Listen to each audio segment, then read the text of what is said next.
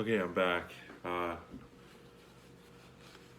Doing a video for you about another poet of this post-Renaissance period that is after the Harlem Renaissance, Miss Gwendolyn Brooks, born in 1917, and she passed away in the year 2000. She was, like Robert Hayden, also a U.S. Poet Laureate, and she was also the first black woman to hold that position. It's a very high honor in our society, and it really shows the changing in our society where the one area of society that is truly integrated, strangely enough, is at the elite level. At the elite level of society, you do have this sort of racial representation that Du Bois had argued blacks should seek out as a way of bettering all of their people. Okay, what is Brooks known for? Well, so she's known just in the introductory level now, really for kind of a first period of her writing.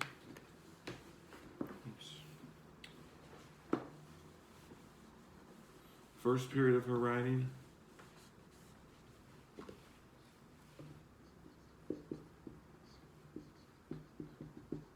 From the 1940s to the 1960s, and then a second period after that. In the first period, it's known for this realism of poor black life in Chicago. She was born in Topeka, Kansas, but she spent most of her life and was closely associated with Chicago. There's other things to that period, but that's one. And then what happens in the second period? 1960s onward. Well, she did something that Robert Hayden refused to do. She let herself be taught, let herself be awakened politically by younger people around it, and she essentially joins the Black Power movement in the arts.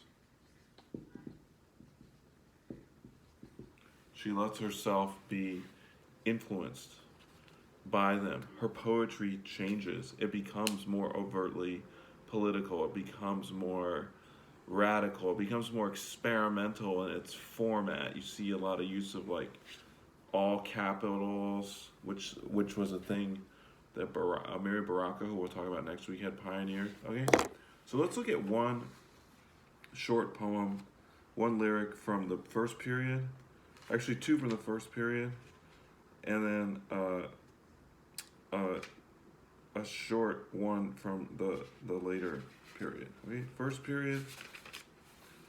Kitchenette Building, this is 166, page 166. Kitchenette Building. This would be like an apartment building in Chicago or New York, any major city, where kitchenette means small kitchen, small apartment, and then as you'll read as you'll hear in the poem, one of these buildings with a shared bathroom, shared among multiple apartments.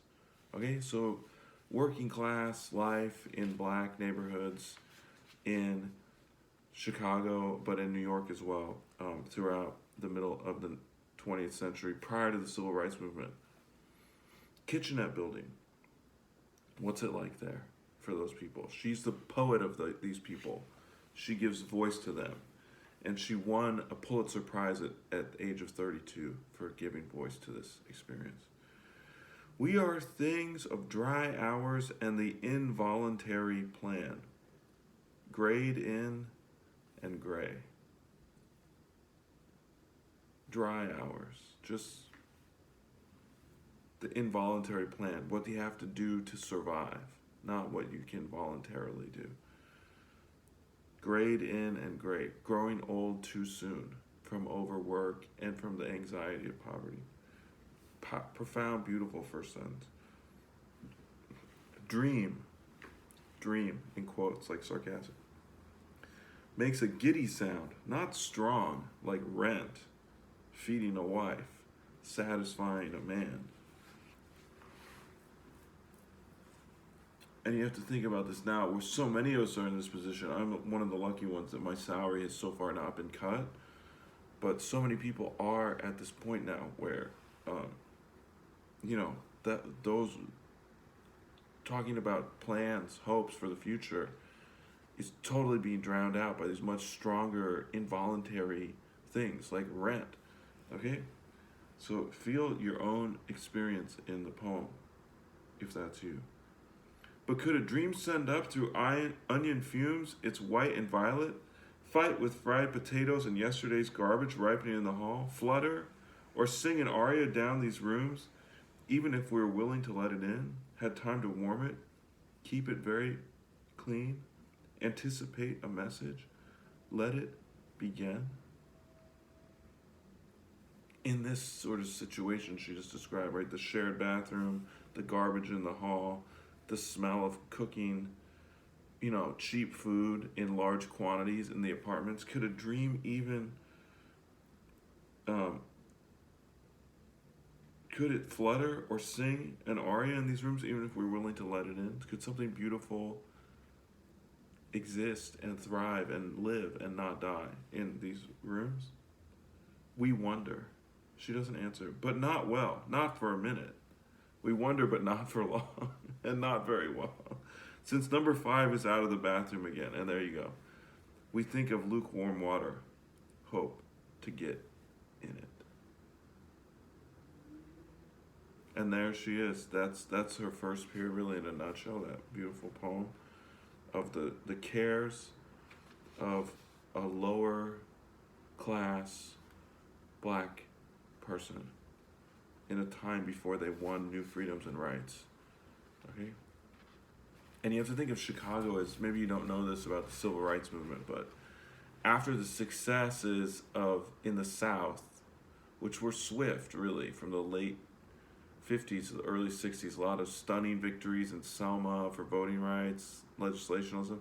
Martin Luther King left the South. His group was known as the Southern Christian Leadership Council. He left the South and set up his new headquarters in Chicago, where he was fighting for housing rights, for jobs, for the right to own homes, to get out of the ghetto, and so on. And it didn't go as well, okay? It did not go as well, and he then was assassinated in the process of moving from demanding civil rights to demanding economic rights. And what a poem to speak to the need for these new economic rights, okay? Let's look at another poem now, a little later. Beautiful poem. This is an ekphrastic poem. It's a poem about a piece of art. That's a fancy name for that.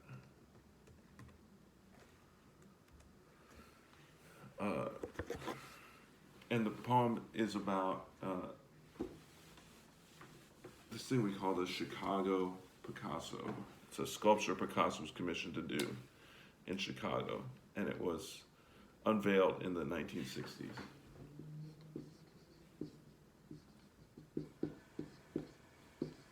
Picasso, as maybe you know, is a very prolific, very famous modernist painter. The Chicago Picasso was unveiled in 1967 to great fanfare. You can look it up online. It's a cool, huge sculpture. It didn't enjoy a great initial reception. People found it kind of ugly and funny, but it's really grown on people. The playfulness, the humor of the sculpture has endured and survived the initial criticism. So the Chicago Picasso, I'm on page 169, and the name for this kind of poem, a poem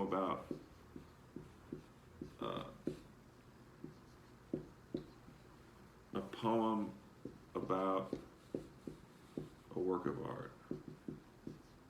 I think I might have mentioned this term when we went over the John Keats poem, Ode on a Grecian Urn.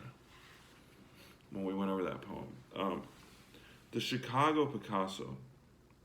Mayor Daley tugged a white ribbon, loosening the blue percale wrap. hearty cheer went up from the cover and slipped off the big sculpture that looks at once like a bird and a woman. Seiji Ozawa leads a symphony, the mayor smiles, and 50,000 see. It's a huge crowd. Seiji Ozawa is this Japanese conductor. He conducts all over the world, or he did, and he led the Chicago Symphony, which is one of America's great symphony orchestras at the time. Does man love art? Man visits art, but squirms. Art hurts. Art urges voyages. And it is easier to stay at home, the nice beer ready. In common rooms we belch or sniff or scratch, are raw. But we must cook ourselves and style ourselves for art, who is a requiring courtesan. Art, a courtesan is like a beautiful, high-class prostitute. That's what a courtesan is. Like they're the prostitutes who would be like not turning any trick to any John, but like only giving themselves to royalty, to the princes and the kings and the dukes and this sort of thing. We squirm. We do not hug the Mona Lisa. We may touch or tolerate an astounding fountain or a horse and rider. At most, another lion. Observe the tall cold of a flower, which is as innocent and as guilty, as meaningful and as meaningless as any other flower in the western field. Art challenges us. That's a wonderful lesson to take from this. Another way to think of art is how Picasso said it. Art is a lie that reveals the truth. Wonderful, wonderful statement about art and why it's so. Why do we read these fictional books all the time? Well, because they get at something that nonfiction can't. The inner experience, the fantasy life, the beliefs that we have, and that kind of truth. Okay. And then let's look at one other. It's long, but actually it's not that long. Let's look at one poem from her. After her awakening to Black consciousness and Black Afrocentrism, you might call it. Riot. This is page 175. Riot, meaning looting, burning, destroying the city. After Martin Luther King died, there were riots in Chicago. There were riots in all major cities, basically, in the United States that summer of '68 after his assassination. And it's a wonderful saying from Martin Luther King here as the epigraph. A riot is a language of the unheard. I'm on page 175. John Cabot, out of Welma, once a Wycliffe, all white blue rose below his golden hair, wrapped richly in right linen and right wool, almost forgot his jaguar and his lake buff, almost forgot Grand Tully, which is the best thing that ever happened to Scotch, almost forgot the sculpture at the Richard Gray and Destohana, the kidney beans of Maxims, the Grenadier de Bois at Maison Henri, because the Negroes were coming down the street. So you see, it's just this wonderful upper class figure in all the luxury, all the beauty that he daily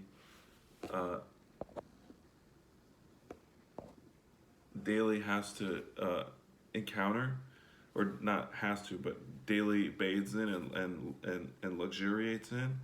Almost forgot all this, was startled because Negroes were coming into his neighborhood. The humor she has. Because the poor were sweaty and unpretty, not like two dainty Negroes in Winnetka, and they were coming toward him in rough ranks, in C's, in windsweep. They were black and loud and not detainable and not discreet. Gross, gross. Que tu es grossière, John Cabot itched instantly beneath the nourished white that told his story of glory to the world. Don't let it touch me, the blackness, Lord, he whispered to any handy angel in the sky.